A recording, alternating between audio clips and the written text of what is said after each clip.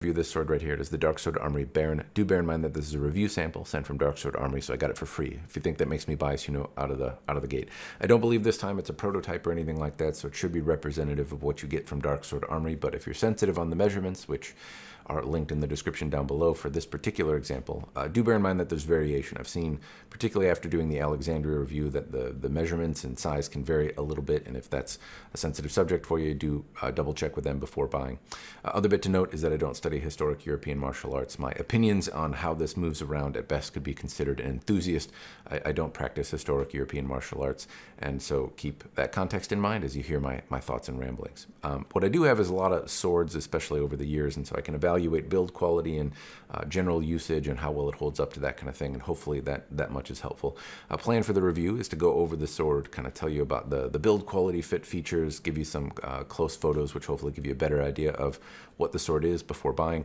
Then I'll do some basic usage, and that's where I'm going to, at least Matt in my state, those are the things that I'm going to do, and that's what I've done up until this point. I will then destroy the sword in the later half of the video, so I haven't really pushed it to, at this point, the mat that you're seeing right now is the mat that has not broken this sword yet, so I don't know how well it will hold up to that, but that is the later half of the video, will be the pushing it to failure and seeing how well it holds up. But before I do that, I'm going to show you build quality, fit features, and all of that kind of stuff. You should know that this sword in the configuration I have it is $760. That's the sharp variety with the scabbard and the belt system. It can be less expensive if you don't want sharp or belt system, and I imagine it could be more expensive if they offer some sort of folded special variety of the sword. But in its current configuration, it's $760. I don't know if that figure includes shipping or not. I'm not entirely sure about that, but that's the kind of general frame of mind I'm going to keep as I evaluate the sword and how well it holds up. I do also have to bear in mind that this sword comes with a scabbard. Sometimes some of the swords that we compare DarkSword Armory to, the Arms and Armors, the Albions, if you will, those do not come with a scabbard, and that can be an additional cost. So anyway, that's the ballpark that I'm thinking of as I evaluate, and now I'm going to move on with the actual evaluation. So I'm going to start with the pommel, as I often do, and what we have at the very tip is a peen that looks reasonably well executed. I can get a fingernail around it or something like that, but I don't see a lot of hammer marks or imperfections or tool markings or things like that. And in terms of the fittings in general, I can see the faintest sign of tool markings that have kind of been buffed over, which is certainly a style. I don't happen to mind it, though. It gives a shiny surface, and the edges are softened in such a way that if I really grab hard and twist it in my bare hand, nothing is cutting in. It's, you know, uncomfortable because I'm grabbing a steel ball that does bite in a little bit, but not anything that's leaving marks or is terribly uncomfortable. So the facets on here are even. I don't spot anything that wavers at all. It is worth noting, though, that the counterpart on Albion, I have a Mercenary that has a similar faceted pommel, and it just has crisper lines to it. This sanding is done. It's not buffed over in such a way that it loses some of the crispness on the lines, and so that does happen here. They're softer than some of the counterparts, but the sword is less expensive as well, so worth noting that. Anyway, it looks overall like a good pommel, and I happen to really like this style in contrast to a wheel pommel. I know that wheel pommels were probably more prolific or more common, but I happen to like this particular style. Again, I don't have any particular need to study a specific system or something like that. I happen to like that it doesn't bunch up my hand and that I can use this for additional purchase if I want to grab down on the pommel or not. Having that versatility is comfortable, and I find that wheel pommels choke up into the fat of my hand as I swing them around, so I tend to not like them as much anyway. Anyway, if you do study a particular style of historic European martial art, it's certainly worth noting that maybe a wheel pommel is preferred because it's more applicable to the style or time period. I don't have that restraint, given that it's just a pretty thing for me to look at, and I like holding the sword and getting that extra reach. Not that I can't do that with a wheel pommel, but it's less comfortable, and especially if I hold it up here a little bit more, it doesn't choke into my hand. Anyway, why I like it is maybe irrelevant, but I do happen to like this shape and style of pommel quite a bit. Where I don't like the build quality on this one is that it runs into the guard, or the handle, I should say, and leaves some slight ledges. So they're rounded a little bit. They're not sharp, but I can get a fingernail on them. And ideally, it butts up perfectly, or perhaps the leather overlaps the handle a little bit here. Having these little metal ridges on the side is not something that I would like to see. And a sword of this price point, I think it's maybe appropriate that a little more attention to detail is put on here. Or if they're going to assemble it the way I think they do, which is perhaps separate and you know, in a common form and hoping that they all fit together reasonably well, that these ledges don't happen. I find them to be an irritation, and they don't bite into my hand, but it's unsightly, and potentially it could if they were worse than this. If they stuck out a little bit more, were a little bit sharper, then I would say it would become a functional issue rather than just an aesthetic one. Anyway, as we go up to the guard right here, now there's something that I think the DarkSword Armory does pretty well here. There is dimension and shape here. It's ovoid in this area, transfers down to round. It has a nice swell in the center, and the grip is ergonomic and comfortable. It has very nice little linen kind of cord wrapping symbol things in here. Basically, when the leather is wrapped around here and glued, it's bound in twine, and it leaves those imprints on here. And I see that, and it looks very nice, like some of the other very expensive swords have. Where it loses some of the detail is, one, I can see this leather flap here very prominently. I can get a fingernail in it. You can maybe hear it. And if I pull on it, I can kind of, it doesn't peel exactly, but I bet if I can get a fingernail under here and kind of start pulling. So if I had gauntlets, gloves, things that would catch, that is a concern for something that would loosen up and become problematic over time. I haven't done a lot of swinging with it yet, but I could see that would be a concern. It doesn't hopefully take a whole lot to make the leather not have such a prominent seam in it when it's manufactured. It's also a bit lumpy. So it's not something I typically see, but the surface area of the guard is got little bumps and whatnot in it. So not problematic, and you really have to be somewhat anal. Not that I've been accused of that in the past, to really notice it. It doesn't have an impact on the ergonomics, but it's certainly something that I notice when I really look at it closely. And more expensive and less expensive swords don't seem to have kind of bumps in the actual surface. Usually the planes that are intended to be flat or round are just that, and they don't have kind of odd lumps and bits in them. Overall, though, the grip is functional. Aesthetically, it looks good from a distance, and I think it would hold up reasonably well. The seam is really the only concern. And this riser looks like it's supposed to be a riser and not just a kind of a more bulbous area. Maybe that's intentional, maybe it's not, I don't know. Either way, it is a very comfortable and functional grip, but I would say that there's room for improvement here that shouldn't, hopefully, impact how they make things or the time it takes to make them too much. I should also note that you're probably seeing some little red bits on this part of the video here. Those are markings for me as I did the weapon dynamics. I use a Sharpie to do it, especially on samples I intend to destroy. It makes it a lot easier for me to see where I've measured and all of the like to make sure that those measurements are reasonably accurate.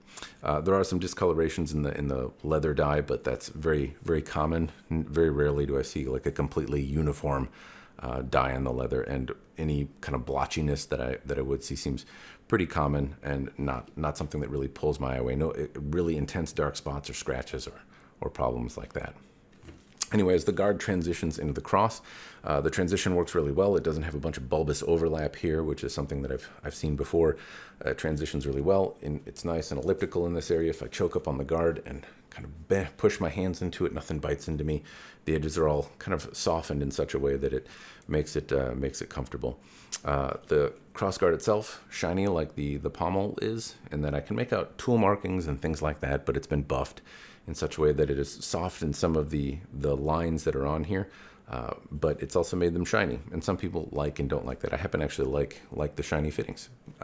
Anyway, there's some dimension. These are octagonal, I think, is intent, but they start to look a little bit rounded. That's kind of an effect of I believe these are cast and then sanded and then cleaned up with a buffing wheel. That does leave some scratches and tool marks in them that you can see, but you really have to pay attention and look through the shine to see them. And the edges are just very soft. In contrast, some of the more expensive swords that I've seen from Albion and whatnot have preserved those lines, but they're not as shiny. And again, the cost of the sword is more expensive. General gist of the cross, though, it has some swells and some nice things. It looks straight and even for what it's supposed to be. And then the cross section up here where the blade meets where the guard meets the cross, it has a pretty wide opening in here, and I can make out epoxy and resin and stuff like that in here. It's not the worst, but again, swords in this price point, I like to see as small a gap in the crossguard as possible. It's a nuance that doesn't really affect performance. It takes a lot of effort and probably costs a lot to make very even. This is not necessarily a bad thing. It's not a historic or anything like that, but it is worth noting that in this price point, which is starting to teeter on the more expensive swords, it's bigger than some of the others. Now, generally speaking, I think the hilt is reasonably handsome. I like how it butts up into the sword, and overall, I think it makes a handsome looking hilt. When it rests in the scabbard as well, I think overall it makes a very handsome package. I'm going to talk briefly about the scabbard. Now, most of the DarkSword Armory scabbards that I've seen have a very similar appearance, and now I happen to like it, but it may fit with the period of this sword or it may not. I honestly don't know, but that's one criticism that I've heard, is that the scabbards, while good and functional and overall aesthetically pleasing, don't necessarily fit the time period of the sword, and I don't know if that's the case with this one or not. But it has a belt system that comes on it. It has nice leather risers that run down the length of the sword and have some patterns. It has little rain flaps that go over the crossguard. The chape is metal, and on this one, reasonably well fit. The little point over here doesn't feel like it snags on anything, and it has some dimension as well. Stitching is very prominent along the back. It's a wood core scabbard as well. I don't see a lot of ripples, imperfections, or anything like that in the surface, and the leather has a actual genuine leather feel to it as opposed to some of the synthetic stuff. Very often with leather scabbards, what I feel is very loose fit leather, and I can almost push the leather off the wood core, and that isn't the case here. In this one, it doesn't fall out, and it doesn't have a pronounced rattle to it. If I really shake it, there's some, but generally speaking, it's pretty quiet, all things considered. And again, it doesn't fall out. A little pull will release the sword. All right, the blade, the pointy stabby part. So this is a double fullered sword from DarkSword Armory, and speaking with Yell, or rather our email correspondence, that was really one of the focal points about this sword, is that it had a very prominent double fuller that ran the length of the sword. So it was an aesthetic choice, and one of the goals, I think, of this sword was to feature that. How historic or ahistoric it is, I guess I don't know, but that was something that was intended to be featured on this sword, and a very prominent feature. I happen to think aesthetically it's very pretty, and it's certainly very, very eye-catching. And general gist of the blade, it doesn't have a huge amount of distal taper. You'll see in the dimensions down below it does in fact have some, but it's a very gradual up until kind of the tip, where then it takes a little bit more of a drastic taper in terms of maybe percentage. The blade, sharpness-wise, was not particularly sharp. The side with the logo, I actually took and sharpened myself, and I found this to be, it had an edge that certainly didn't require a whole lot of work. I'm not very proficient at sharpening, but the center ridge area became much more challenging to kind of get the right angle or preserve the angle, because the center ridge is very prominent towards the tip. So down here it was easier to sharpen, but once I got towards the tip, the belt would start kind of catching on the center ridge. Worth noting, but I was able to get an edge angle on there that I'm very happy with. And it didn't take a huge amount of work, maybe 20 minutes on the belt sander that I used, cycling through 600,000 and then a stropping belt to get the angle that I wanted. I didn't manage to screw up the polish or the shininess too much. Dimensions and all that are going to again be below, but what I see here is a kind of prominent taper from one angle, not so much on the other. It's pretty stiff. It has a bit of bend to it, not a lot. Very prominent central ridge that runs up through these two fullers that run the length of the blade. They do terminate in slightly different spots on either side, and it is somewhat noticeable, but that's because that's a feature that I look for. Whether or not you notice it or not, I guess is up to how anal you are about things. But I certainly notice that they don't tend to taper off and transition out of the blade, or terminate rather in really consistent ways. But apart from that, I certainly think it's a very handsome blade. It's pretty stiff. It has a nice kind of swishy sound as it moves through the air. It's easy to tell if you have good edge alignment or not. Yeah, overall though, it's been a very fun sword to look at aesthetically. I think it's a very pleasing looking sword, a very handsome sword, if you will. In terms of the usage, I brought it out and I tested a pool noodle and I tested it on some branches. Using the factory edge on the pool noodle didn't work well. The edge that I put on the sharper edge worked a bit better, and I found it to be satisfying to cut with. It was very cold, though. Bear that in mind. The weather is not doing a lot of favors for the sword. It's also, bear in mind that the branches that I'm cutting were from a recently downed tree, so they're a little frozen. They don't cut as easily as they do. They kind of snap because they're mostly icicles at this point. But anyway, it cut well, and I do want to point out that there's no edge damage, even to the razor edge that I put on the sword. It's still very sharp. It's still hair-popping sharp on my arm, and so the edge retention seems pretty good. I did test the hardness, or at least to the best of my ability. I have little files, and the 55 file doesn't really bite in, and the 60 file does, and that's kind of the nearest ballpark I can tell you for hardness on the sword. Anyway, that's how far I have tested it at this point. I think the build quality is really pretty good. There's certainly room for improvement. How well it holds up is going to be the next question. I have not done that at this point, so future Matt is going to go out and do some destructive testing, and we'll pick up the review then.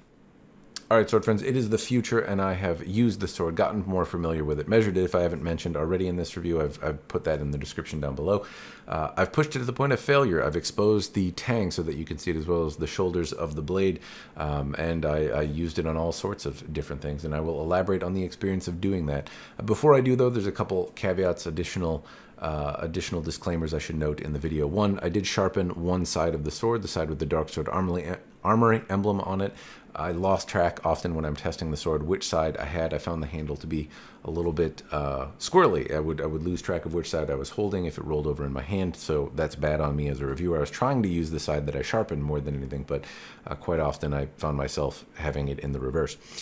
The other bit to note is that I was having bad results cutting with this sword, and it's worth noting that even after getting in a razor hair-popping edge on it, it didn't cut particularly well, and I thought it was me. I decided to test another sword alongside it from a different manufacturer, and I want to point out that it's not fair to equate these two swords. They are different swords, different geometry, different intents, and yada yada yada. And the other one is definitely more suited toward light medium cutting on some of the targets that I chose to use it on. But what it should give you is some idea of an equally unfamiliar sword and equally novice hands cutting the same mediums on the same day, and you know what differences you can infer from that. And when I say it doesn't cut particularly well, it gives you an example of one that is a little more suited to the mediums that I'm cutting, and an example of what I'm capable of doing, so you can see the results of this one maybe with more clarity. Hopefully that's the context I'm giving you. I don't want to say that one's better and this one isn't. They're just different means. This is a much more obtuse edge angle, and I couldn't get it to cut particularly well. And hopefully it shows that it's still a good sword, but not the best at cutting. Anyway, I won't harp on that anymore. I will talk about the experience of actually cutting stuff with it. The next bit that I tested were sticks. I had some light sticks in it more, smashed them. Now bear in mind that these are green, but it's cold out and they are mostly frozen. So it's not a surprise that they break, but sharper swords will still give more of a cut impression rather than a break impression, which is what this sword did. When I went to tatami mats, this sword again batted them around. Now it cut deep enough into tatami to indicate that if I did that to a person, that it would inflict, you know, a large amount of damage, enough to be fatal, but it wasn't exactly a competition cutter. It didn't give me the satisfying sense of kind of shearing between tatami mats. Likewise, water bottles. And I realize, bear in mind, I'm jumping around because I'm recollecting this after a few days after cutting. I like to film these right after I cut with them, but it's been a few days, so the order in which I did things is a little jumbled in my mind. Water bottles as well. It thrust real easy, but it did not. It kind of smashed things rather than cut things with some of the water bottles. It wasn't bad, but at the same time, it was not one that was easy to cut with. Now, I also did notice that I rolled my thumb into the quillions at some point in here, and it was painful. I kind of folded my nail over, but it wasn't so bad. And I just kind of started to notice that it was a little slippery on the grip, and not because it's wet or anything like that. And the gloves that I'm using aren't doing it any favors, but it does roll around in my hands a little bit, and I run them over the quillions. Fortunately, they're rounded, so nothing like pulled my skin off or anything like that, but it did provide me with some discomfort. Later, I went and I smashed it onto a log, or smashed it into logs. These are just thicker tree branches, and I could cut through them. It didn't really ever bite in really deeply. It kind of smashed and batted them, but it's also worth noting that the edge held up really well. Eventually, after smashing it into logs, it lost some of that hair-popping edge, but it still remained sharp enough that I wouldn't want to slide my fingers along the blade, in contrast to the factory edge, which is pretty dull. Not dull, not butter knife dull. I mean, I could certainly cut myself with it or something, but it's not hair popping sharp. It's not going to slice particularly easily. Now, after cutting some of the logs, it's worth noting, and again, I'm going to jumble around here, the tip, it held up really, really well. I was able to stab into the stand and twist and bend on the tip, and it held up really well. Even when I took it and pushed the tip hard into the metal drum that I have, which is a water heater, it's not like an oil barrel or something that might be easier to puncture. It's stopping, and all that force is in the tip, and it only lost the top millimeter when I stabbed into a steel barrel, which was really surprising. The tip held up extremely well, and realistically, the edge held up really well too. It wasn't until I started cutting steel cans or metal cans, which are old formula cans for my son, and that's what diminished the edge. And I was a little surprised that the steel can diminished the edge as much as it did. It was only a small nick, but I was kind of surprised that it nicked the edge up at all. In contrast, when I struck the steel barrel on the brass fitting that I have, which is a softer metal, but it's a big piece of metal, and it's braced because I'm striking down, and it's driving that force into the ground, but it didn't do a lot of edge damage in that case. The metal can had more damage than the brass fitting on the steel barrel. Now, after doing that, it's also worth noting a couple other things that I did to stress test the blade. One was I bent it quite a bit. I stuck it in my stand, bent it back and forth a few times, and in each case it returned to straight, and I didn't notice any kind of bending. At no point in striking any of the logs, the tree branches, or anything like that did I see the blade bend in any meaningful way that I could discern. I really had to be purposeful with it, and I had to take the sword and strike it on the side of my stand, intentionally right on a corner, pretty hard, mind you, and then I could get, after several strikes, a bit of a cant, and then it was just striking it on the reverse to straighten it back out. So I could force it to bend, but it took a lot of pressure to do so, and multiple strikes along the flat of the blade into a large 6x6 stand that I use. Okay, so up until this point, I just want to preface, I've cut pool noodles, I've cut water bottles, I've cut tatami mats, and it bats them around. It doesn't really lose the edge particularly easily, except for, oddly enough, on a steel can. It's holding up really well. The tip seems really durable. It's also pretty rigid, easy to thrust, and it doesn't flex a whole lot, but it doesn't cut particularly well either. After I've done that, I want to note that I throw it at a tree several times, and this, what it usually does is either bend stuff or rattles things apart. It causes the grip to come undone and things like that. It held up really, really well through the multiple tosses that I threw at it. Everything remained quite tight. So I brought it to the croquet stake of doom, and this is usually enough to break a sword. Again, bear in mind, it is a cold day in Minnesota when I'm testing this. That usually makes the steel a little more fragile, a little more brittle. In this case, it didn't. Now, it bit into the sword more than other targets had. It obviously deformed the edge, and that's expected. But despite repeated strikes in one spot, it didn't break. Flipping the sword over to the opposite side and striking it, again, is usually my recipe to break swords. And in this case, again, it didn't. I repeated several strikes with as much force as I'm comfortable with. Now, as I'm striking this croquet stake of doom, I'm expecting it to break, and it's a little hard to control here because there's weird angles. Chunks of the tip have flown back at me at times, and so I'm exercising as much force as I can while simultaneously feeling like I have some amount of control in where that broken tip is going to go. It doesn't break, though, so I break out another old rusty sword that I use in a planter box for flowers. Now it's a 1075 through hardened blade. Several strikes again on that sword. It bites in, and it makes deeper gouges into the DarkSword Armory blade.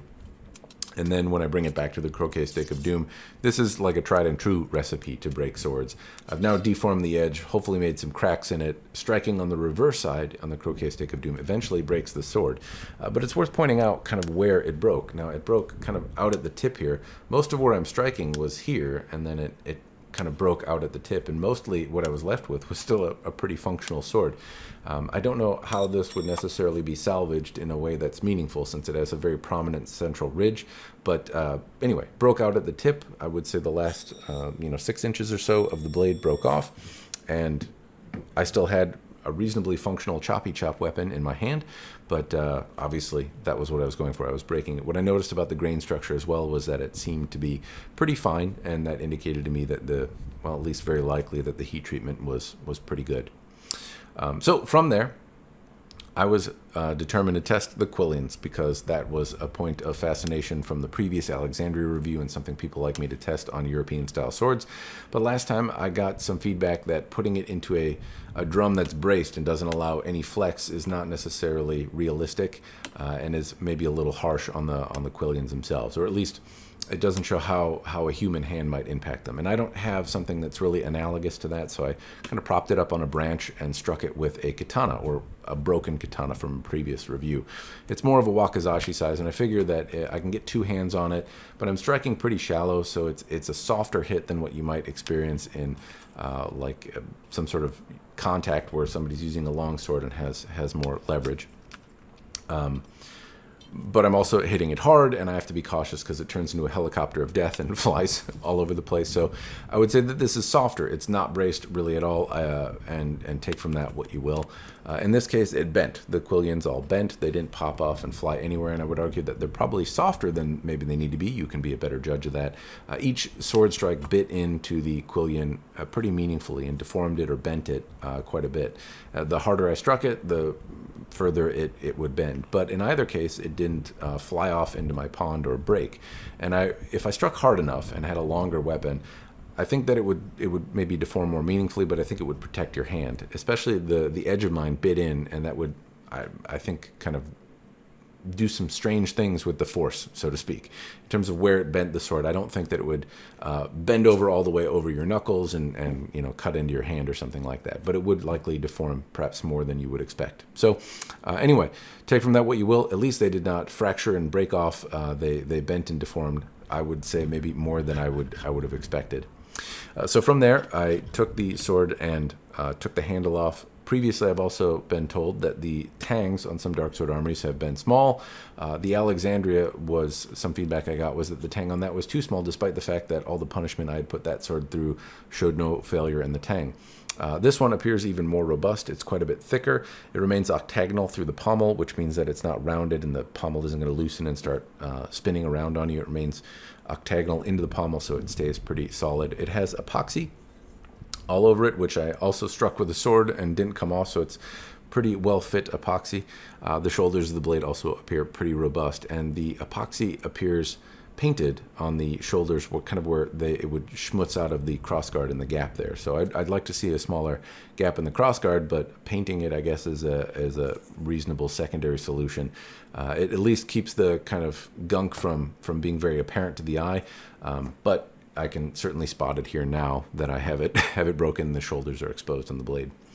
The leather strips that I have remaining, which I can maybe come around from the camera here, basically show that it's a wood core with leather on top of it. It would be worth, potentially having lining of or a cord wrapped around the wooden core, then covered in leather, then when it's glued, bound in cord again, so it leaves these indentations. But I don't know that that's necessary, given that the grip didn't break. I did find it to be a little squirrely as I moved it around again. I often noted that I was trying to cut primarily with the razor edge that I put on it, but I found myself accidentally having it reversed periodically, and I didn't always catch it. It would move around a little bit in my hand, and while I thought it indexed well and it felt comfortable, it was also a little slippery in the gloves that I was using. Anyway, that's as much as I can really show you and tell you about the sword. I've shown you the build quality, the fit and finish to the best of my ability. I walked you through the cutting, and I've provided weapon dynamics, computer measurements, and the like in the description down below. Hopefully that gives you enough information to decide if this sword is worth your money or not. And I suppose that brings me to the question, do I personally think it is? Oddly, if I'd recommend it or not is like the hardest question for me to answer when I make these reviews. And the short gist is I would say it's a good product for the money. For $760, it held up to punishment well. It has a historic but certainly charming appearance, which I happen to like. And overall, it seems a good value. It's not the most expensive thing. It's not the most refined thing either. And it balances somewhere in between, and I think in a way that will resonate with some people.